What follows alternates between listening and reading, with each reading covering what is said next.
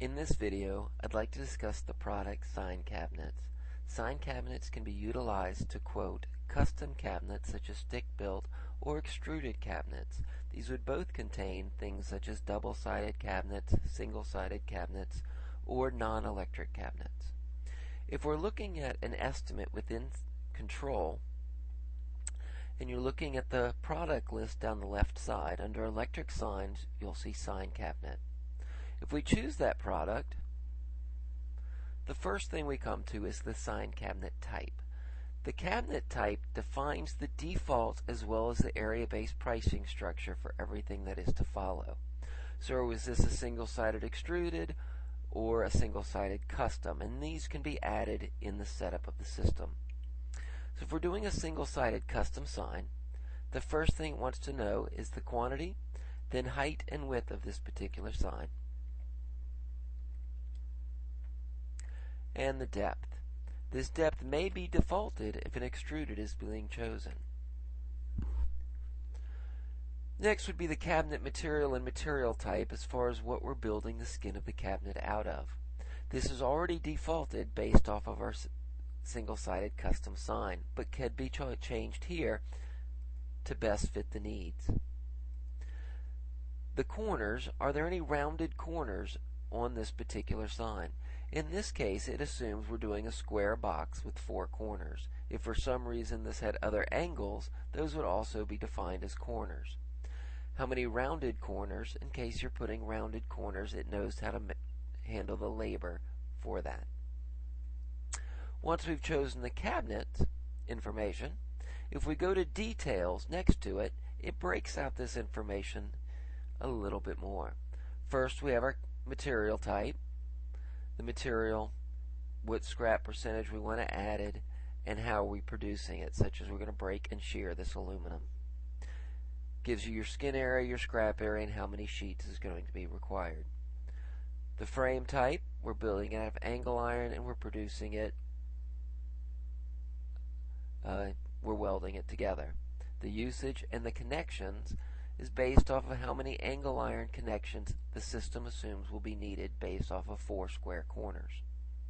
If we were adding additional corners, for some reason, you'll notice it defaults it to 4 radius corners. You may choose to do something such as 2 radius and 2 square. All will have effect on labor and materials. Once we've chosen that information, back to where we were. How is this being mounted, such as is it wall mounted or pole mounted? The connections, and any face dividers if required. So you may put a divider vertically or horizontally, and it will try to assume the amount of footage you will need. Any letter systems that need to be applied to the face, such as the rails and the kits themselves. Now, if we're looking at the skin information or the side information, the first thing we have is side 1. Now, we've already said this is a single-sided sign, so it's assuming that our first side is a decorated face. Under decorated face, you'll see the retainer information. This could be a custom retainer or something that you've purchased. If it's a custom retainer, the details breaks out how what materials are going into that custom retainer.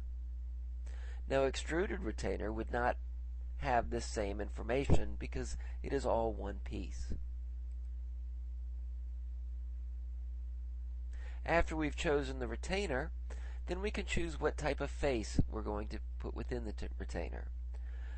The faces are just built up of other products that are currently in the system, such as if I wanted to put a vinyl face on a vinyl cut on a rigid sign face, that is basically a cut vinyl sign within the system. And we can go from this button and pull up that product and add it in as a face to the sign cabinet. Now, if we weren't going to produce the face, then we could choose our Outsource tab It's already assuming we've chosen the retainer. Then a face type, a supplier, the cost, how much you're marking that cost up to the client, and this will give you your price. Now since side 1, since it's a single-sided sign, and the side 1 is our decorated side, the second side is typically just a skin, or the backing. So it wants to know what are we making the backing out of.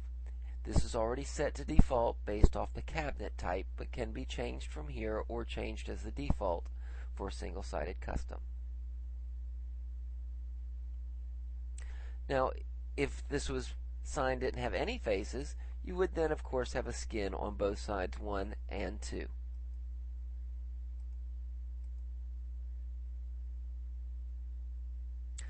Alright, looking at the details for this cabinet again, we have a couple other options, such as within the skin itself, we have a spot for windows or push-throughs. What this allows us to do is say, okay, it's being skinned, but we're going to cut a window within that skin, and then maybe put a face within that window. In this scenario, I could say, okay, I'm having one window, and it's an 18 by 18, and I'm going to cut it out with the router. So it now knows you're taking this particular skin and cutting out an 18 by 18 hole in it using the Gerber router. I could then go in and say I wanted to add my retainer to within this window, and what face would go in that window.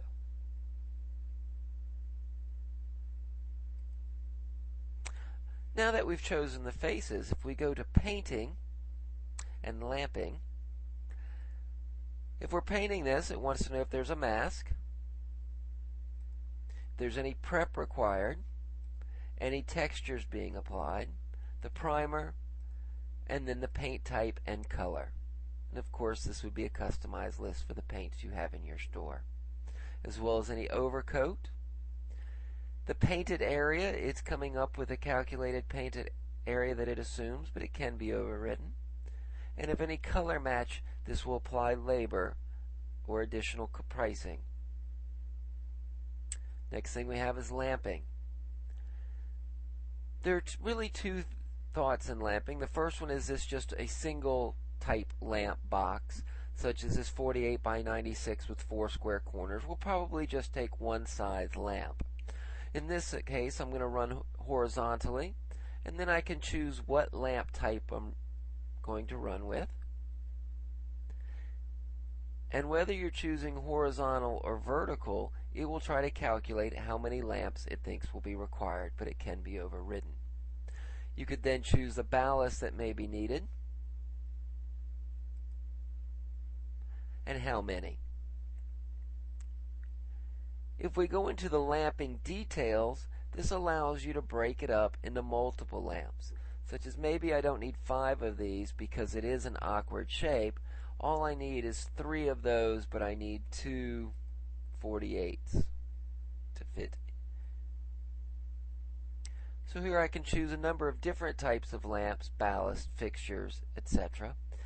Once choosing a lamp, it will also want to default the number of sockets based off of the number of lamps and what lamp type you're choosing. Okay, any additional raceway that may be needed, such as raceway covers, conduit, and wiring.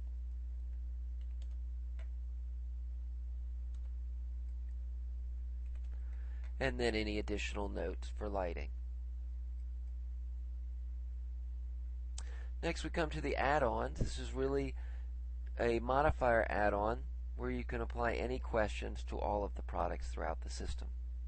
And then miscellaneous would be to add in any additional charges or costs that you wish to apply to this quote or estimate. Below that we have the description and the production notes. Descriptions again print on estimates and invoices, but not on work orders, where production notes print on everything, estimates,